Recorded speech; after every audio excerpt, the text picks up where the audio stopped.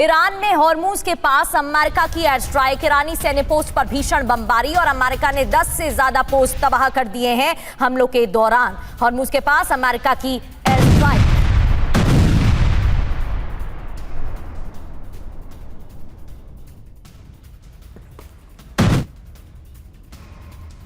और यही नहीं, ईरान के पोर्ट पर भी अमेरिका ने हमला किया है। ईरानी ग्राउंड फोर्स पर अमेरिकी नेवी ने बमबारी कर दी।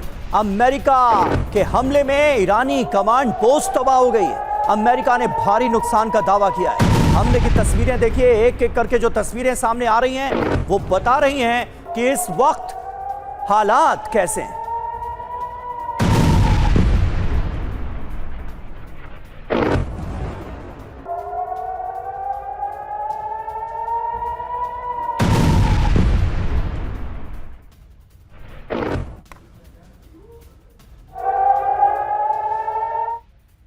और आज फिर ईरान पर अमेरिका का हमला, ये तस्वीरें आपको दिखा रहे हैं। कमर्शियल शिप पर हमले के बाद कार्रवाई की गई है। हॉर्मुज स्ट्रेट में एमटी किकू को निशाना बनाया था। सेंटकॉम ने ईरानी ठिकानों पर हमले की पुष्टि भी की है। कमर्शियल शिप पर हमले के बाद ये कार्रवाई की गई है। 3 बड़ी और अहम खबरें अब आपके सामने होंगी, ये देखिए। यूएस ने 10 से ज्यादा पोस्ट तबाह कर दिए हैं। यूएस की तरफ से दूसरा हमला किया गया। अमेरिकी हमले में ईरानी कमांड पोस्ट भी तबाह हुआ है। इसके अलावा अमेरिका ने भारी नुकसान का दावा भी किया इस हमले के बाद। दूसरी ओर आज फिर ईरान पर अमेरिका का हमला, कमर्शियल शिप पर हमले के बाद कार्रवाई की गई है और हॉर्मुज स्ट्रेट में एमटी किकू को टारगेट किया गया है।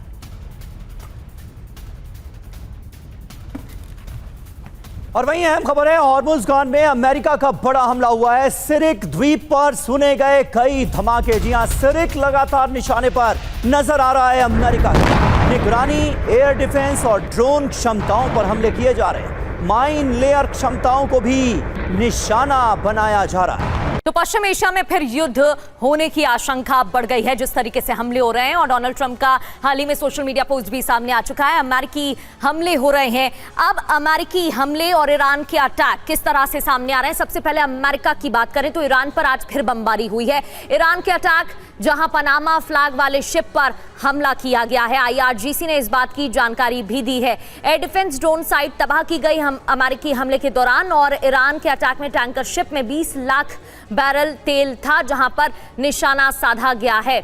इसके अलावा ईरान के अटैक तो दूसरी ओर IRGC ने 20 लाख बैरल तेल से भरे टैंकर शिप को टारगेट किया। अमेरिकी हमले में सेंट्रल कमांड ने कार्गो शिप पर अटैक के बाद स्ट्राइक की। तो दूसरी ओर ईरान ने हॉर्मुज में कार्गो जहाज पर सुसाइड ड्रोन दागे थे। इधर अमेरिकी हमलों की बात करें तो अमेरिकी फौज ने ईरान की मिसाइल ड्रोन स्टोरेज तबाह की। और ईरान के अटैक में अब IRGC के अमेरिकी सैन्य अड्डों पर हमलों की जानकारी है।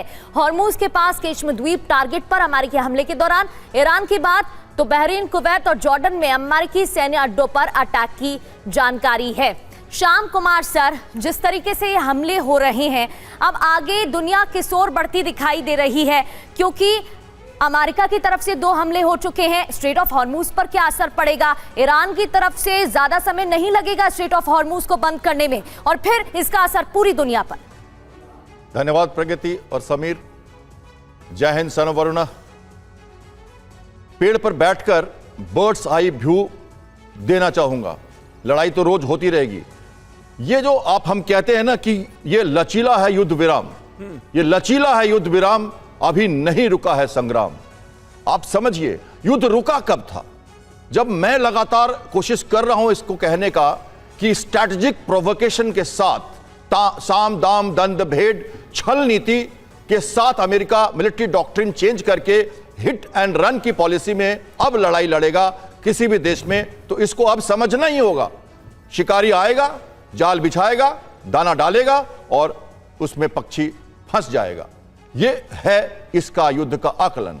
सीधी सादी बात करूं, आपकी कहानी में शिकारी कौन है और पक्षी कौन है? शिकारी बिल्कुल जो ल्योर कर रहा है और शिकार को लर्क कर रहा है स्ट्रेट ऑफ हॉर्मुज पे, अमेरिका लगातार वहां पर खड़ा है शेर की तरह। लर्किंग, जो आकर्षण जो कहते हैं ना, उसको ल्योर करके फंसाया जा रहा है ईरान को लगातार। ईरान कह रहा है कि हम नहीं लेंगे सीख। वैंस की बात सुनो आप। वैंस कहते हैं ईरान नहीं लेगा सीख, चाहे उसको मांगनी पड़े भीख।